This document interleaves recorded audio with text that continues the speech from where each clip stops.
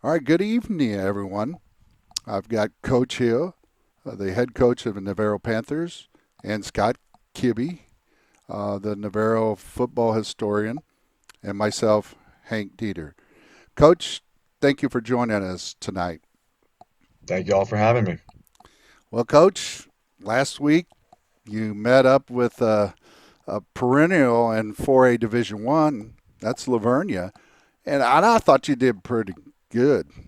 And you had the loss at 23-7, but the score really doesn't indicate how that game went. Right. So, could you tell us a little bit about your insights and thoughts of that game? Sure. I think that's a good description of how that game went. They're a really great team. They're well coached. They don't make mistakes. They don't hurt themselves. And I think that, we had some opportunities to take the lead a time or two. And in the second half, it's still a one-score game. And it was just, from our perspective, some missed opportunities. And at the same time, not wanting to take anything away from Lavernia, they won that football game. There's no doubt about it. While we did have chances, and while I would have loved for the outcome to be different. It wasn't. Our goal is still to win every single week, and we weren't able to get the job done last week against Livernia, and it's not something that we're hanging our heads about. They're a great team, and I do think that we're still showing great signs of improvement on in every aspect of the game. And we definitely had chances to win a game against a perennial powerhouse in 4A Division One. We just didn't capitalize on those chances. Thank you for that, Coach. Scott? I think one of my takeaways Friday was just defensively how much more physical you guys are looking as the season goes on, and I think you know how important that is as you play the Wimberleys and get into district Yeah. and in the playoffs, and uh, wondering if that's what you're saying too. If you feel pretty good about the progress that's being made there. It is, yeah, and that's something that we're preaching constantly. And we definitely have a different style of tackling. We teach it a little bit differently than some other schools out there, and it took some time to click. We don't have spring football; we couldn't get padded up, and like everybody else, we're waiting until early August in 4A, and for the first time, for you to be doing a different style of tackling and a different style of defensive line play. I think that we're starting to grasp that style and excel with it. And what that's allowing our kids to do is play much faster. They have the freedom to play fast and just trust that it's a team effort on defense. And they're trusting now that the other 10 guys out there are doing their jobs, which allows you as an individual to play more freely and play fast. And fast football teams, especially on defense, tend to have success. All right, Coach, thank you. Now, we get to the game of the week. Wimberley, most Navarro folks just love this week. They like to call it Wimbo Week and gets everybody fired up. So, you know, tell us about this week so far. How's practice going, and what do you think some of the challenges that Wimberley presents? Yeah, it's definitely a big deal in this community and at this school. I was dropping my or walking by the elementary school. My daughter's in first grade over there, and I had some little kid. Man, I don't know if he's third grade or what, but he told me Happy Wimbo Week, Coach, and I just thought that's pretty dang cool that we have these little kids fired up about this game and about Panther football. But they definitely present a whole nother set of challenges, much like last week and the week prior. They've got a team that has an established culture, and they have a team that believes that they're going to win because they have a track record of many decades of having success. So what that allows them to do year in year out is just stay true to that culture, and they've built that thing up really really nicely. So credit to them, credit to their coaching staff, and their previous head coaches that helped to build that, and their new head coach that's sustaining that. They're going to be a tough team and very physical, and they run great schemes offensively and defensively, much like the teams that we've been playing lately. And we talked about our physicality a little bit a few minutes ago, and I think that's something that we're going to need to bring to the table. And that needs to become our DNA, and that needs to become who we are as a team, as a physical, tough-minded football team trying to win the line of scrimmage. And I think if we do that on Friday night, that's going to give us a good chance. Scott? When you look at their roster, they're very young, and the players. I think Hank and I would both say the quarterback they had the last 3 years, Stover, is one of the best athletes we've seen at this level. Uh, but they have, despite even with that youth, you guess you have to take a look at it. They had so many blowouts the last few years. They were having, Right. you know, backups are in there by halftime in most of the cases. Did that help? Does that kind of help why they don't seem to have as big a transition that those guys seem ready to step in? You might be right that they got meaningful playing time last year. So some guys that were in backup roles got to play in a lot of district games and a lot of playoff games, and that matters. Reps matter not just in practice, but doing it under the lights on Friday night is a totally different experience. It's something that is impossible to duplicate. It's impossible to simulate in a practice, and the only way to do it is to get out there on a Friday night. So they have some kids that have had opportunities to do that in years past, and they are a younger team. And what they've shown me on film is that every single game they've been in, they fight their butts off. I mean, they're competing constantly. They got down really big against Canyon Lake, 35-7, I believe, and they didn't change their identity. They didn't start calling different plays. They didn't start getting desperate and dialing up random stuff on defense. They just stayed true to who they are and came back and won the football game. So that's what sticks out to me the most is regardless of how the game is going, they're going to play with a relentless effort, and we're going to have to match that. Well, you remind me of something when Coach Code first got here, and we'd talk about each week, running slot T, what's the other defense going to be? He'd say, well, they run a certain defense, but for us, they'll crowd the line of scrimmage or they'll do something. Yeah, When it came to Wimberley, I asked him, and he said they'll do what they always do. Doesn't matter that's what you right. doesn't matter what you're doing. They're going to stick. They're going to stick to what they do, and maybe that's a lot of their Yeah, success, I they, guess. they believe in it, and their coaches and their athletes believe in it. They trust in the system, and I think that's what's allowed them to have so much success. They're not going to change for anybody, and to be quite frank, neither are we. We're going to do our stuff, and our goal is to do what we do better than they do what they do, and in the end, that's what's going to win the game. Is there a specific player on offense that we need to focus on for Wimberley? Like Jacobs? Unfortunately, there's a few. Yeah, there's Yeah. a few to focus on. They've got a few different running backs, three or four different guys, 20, 22, 17. There's a couple other that I'm sure I'm forgetting right now, but they seem to rotate some players in there. A lot of them two-way and play defense as well. Some of them are outside linebacker, defensive back type of players. But the thing that sticks out is regardless of who it is carrying the football, there's not a drop off. All of those guys can carry the rock. Offensive line does a really great job opening up holes for them, and they finish runs with a good physicality. They're always leaning forward. They never are getting driven back. They finish their runs, gaining 2 extra yards. And then they've got a couple talented receivers. Number 12 has stuck out, making a bunch of plays for them this year.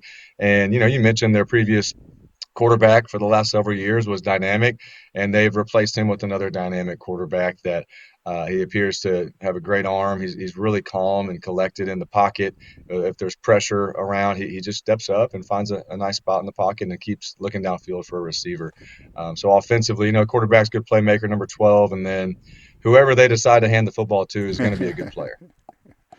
All right. Good answer, coach.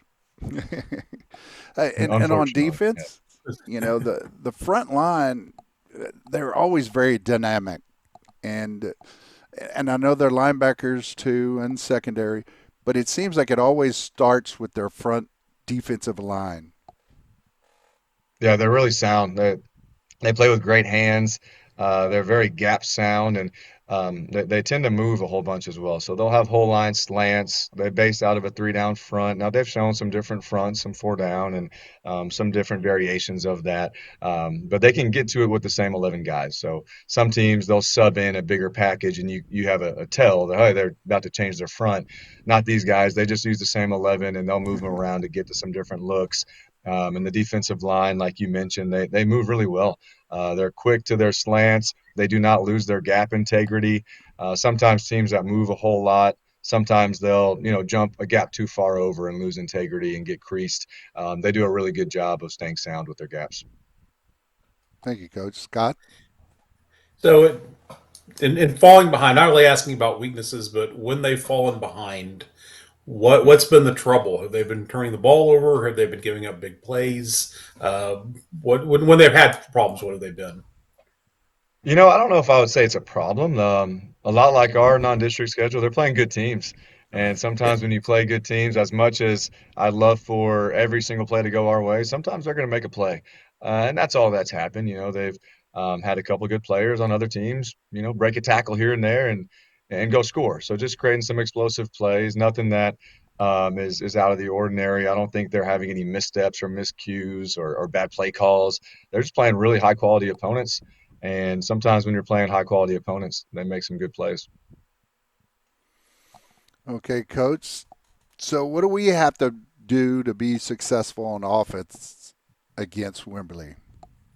Consistency, consistency, and I feel like we've been talking about this the Yeah. last couple of weeks.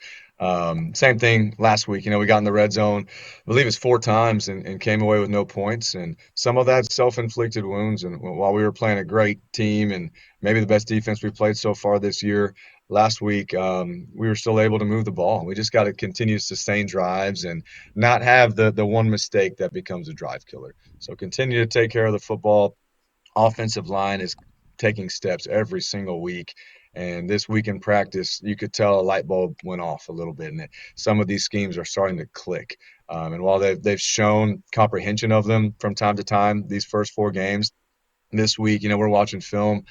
Just got done with the film session an hour or two ago, and I look up and I'm like, man, that film session didn't take very long. I think that's probably because we had fewer mistakes. And so they're starting to get it. They're starting to understand the big picture and work together up front.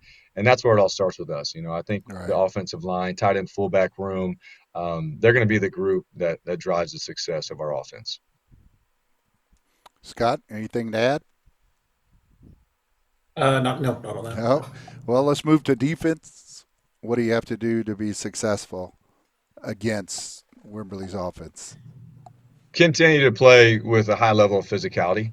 I think that's been showing up the last couple of weeks. Is we've got guys playing really, really aggressive right now, and I think that plays in our favor. They're understanding their schemes, they're communicating better. The secondary is playing much better on the third level in coverage, but then they're also getting up there in the run game as well. We've got some of our corners and safeties are up there with the leading tacklers on our team, and that's always exciting to see. But first and second level guys on the defensive line continue to be aggressive, continue to play with great hands, and just understand that we're playing a really good team. We're playing a top-notch opponent. I understand this is a really big deal to both of these schools, and rightfully so. This game means a whole lot, not just because it's a district football game, but Right. because it's 2 teams that are high quality, 2 teams that are really talented, that are going to go after it. It'll be a heavyweight fight, and we just have to keep swinging all night. All right, coach. Thank you. Well, Scott? yeah, I'll ask you about maybe just a little bit of what we talked about Monday, as far as we're in an odd number of teams in the district, so everybody has to take a week off. Uh, Right. don't get to choose our schedule, but we our week off is at the end of the year, where I know a lot of coaches would prefer to have it in the middle of the season, get a little healthy, get healed, and uh, work on some things before going back in. What's your view? Do you feel like that hurts us, that we're not having an off week before we go into district play? No, I don't. And my perspective on it is let's go. Let's go. Why not? Why not start with the defending district champions? We're going to play them all at some point. Just go ahead and flip a coin and tell us when to go play, and we'll go play. We don't care who or when or where. Our mentality is let's just go play the game and control what we can control. They don't call me up and ask when I want the bye week to be, and if they did, they probably wouldn't listen anyways. It's much like realignment. What district are we going to be in? Everyone likes to speculate and guess, and it doesn't matter. It's not going to be whatever you think it is. So same thing That goes with our that bye week. We'll take it that wherever it is. that's next week's show when we speculate about district realignment. We'll get to it, but Okay, good. Yeah, we'll start that's doing our one student of our body favorite things to population. do. So. Yeah, no, Well, it's exciting. It's exciting yeah. stuff. But we control what we can control, and that's going out there and playing football. There you go, coach. Well, now one phase of the game that I thought looked really well was the special teams. They made some big plays Yeah. on kickoff returns. Um, we looked good.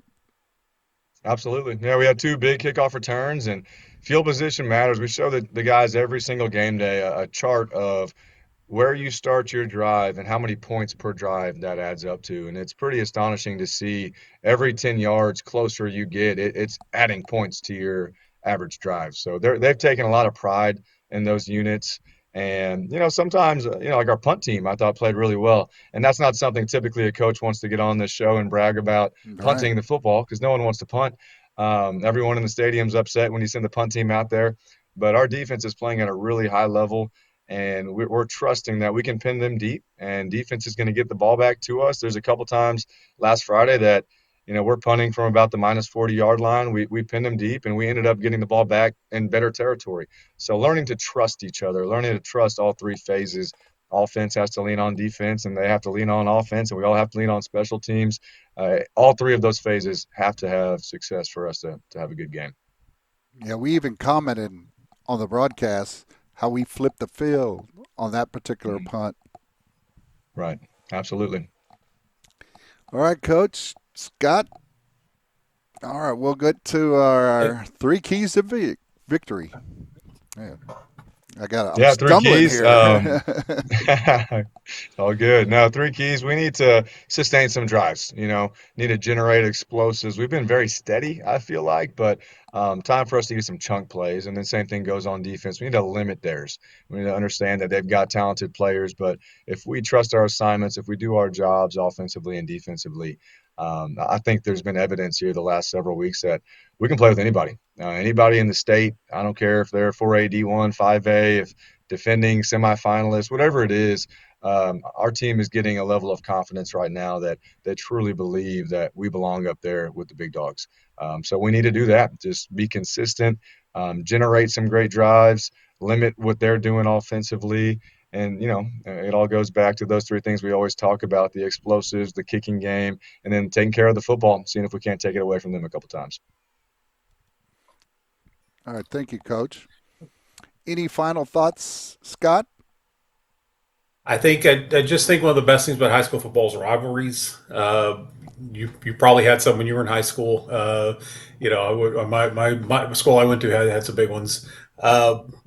When Hank's boys played, Wimberley was a big. This is a very big game. It was always determined the district, and had some really intense, fun nights with those.